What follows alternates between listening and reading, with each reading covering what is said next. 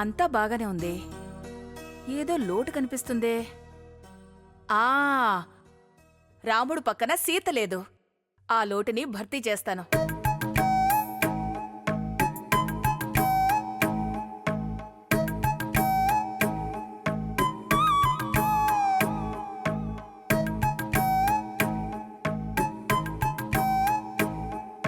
మధు, ఏంటి బామ్మా? ఏం చేస్తున్నావే? పూజ చేస్తున్నాను. అబ్బా, పూజ తర్వాత చేద్దు గాని నాకొచ్చి హెల్ప్ చేయమ్మా. అరే ఆ హెల్పా? ఏ హెల్ప్? ఏం లేదే, మీ అన్నయ్య ఫోటో పక్కన మీ వదిన ఫోటో పెట్టబోతున్నాను. నువ్వు ఈ ఫోటో పట్టుకో, నేను మేక్ కొడతాను. ఆహా, ఏం తెలివే నీది.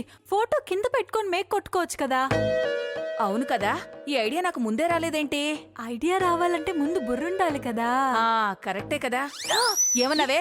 అంటే నాకు బుర్ర లేదనా? ఆహా, అది కాదు. అయినా అన్నయ్య ఫోటో పక్కన అప్పన్న ఫోటో పెట్టడం ఎందుకు? ఎందుకంటావేంటే, వాళ్ళిద్దరూ కాబోయే భార్యాభర్తలు. ఇవాళ కాకపోయినా రేపైనా వీడి పక్కనుండే హక్కు అధికారం అపర్ణకు కాకుండా ఇంకెవరికుంటుంది? అందుకే వీడి పక్కన అపర్ణ ఫోటో పెడుతున్నాను.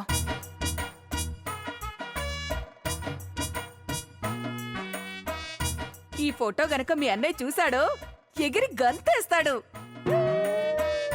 తొందర ఎందుకే? వాళ్ళు పెళ్ళైన తర్వాత పెట్టొచ్చు కదా. పెళ్ళ అయిపోయింది కదే. పెళ్ళా? నాకు తెలియకుండా పెళ్ళెప్పుడైపోయింది? పెళ్ళవడం ఏంటి? పిచ్చిదానా, నీ దృష్టిలో ఆరికి అప్పటికి పెళ్లి కాలేదేమో కాని వాళ్ళిద్దరూ ఎప్పుడైతే ప్రేమించుకుంటున్నారని నాతో చెప్పారో, నా దృష్టిలో అప్పుడే వాళ్ళ పెళ్లి అయిపోయింది. ఓహో, నువ్వు అలా వచ్చావా? ఆ నువ్వు అంత స్ట్రాంగ్ గా ఫిక్స్ అయినప్పుడు నేనెందుకు కాదండం? ఫోటో తగిలించేసి. Thank you.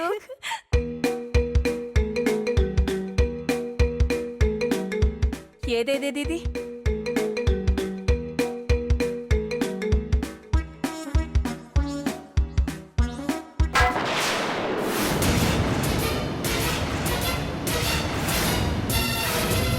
అయ్యో అయ్యయ్యో.